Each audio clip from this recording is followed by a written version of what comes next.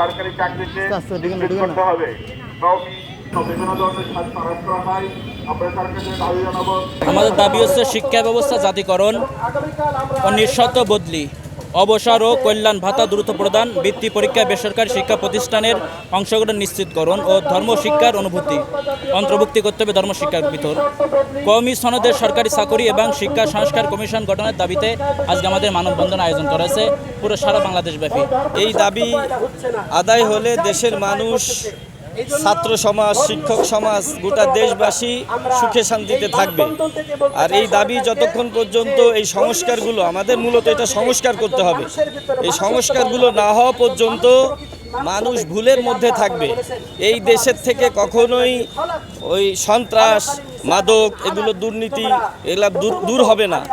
আজকে যেহেতু শনিবার বন্ধ, এই জন্য আমরা স্মারকলিপি পেশ করতে পারছি না। আগামীকাল আমরা জেলা ডিসি বরাবর আমরা স্মারকলিপি প্রদান করব এবং সেখান থেকে আপনার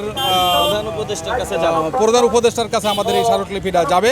আমাদের এই দাবিগুলো যাতে আদায় হয় এবং শিক্ষকরা তাদের ন্যায্য অধিকার ফিরে পায় এবং শিক্ষা প্রতিষ্ঠানগুলো তাদের ন্যায্য অধিকারগুলো ফিরে পায় এবং আদায় হয়, সেই জন্য আমরা চেষ্টা করছি ইনশাআল্লাহ।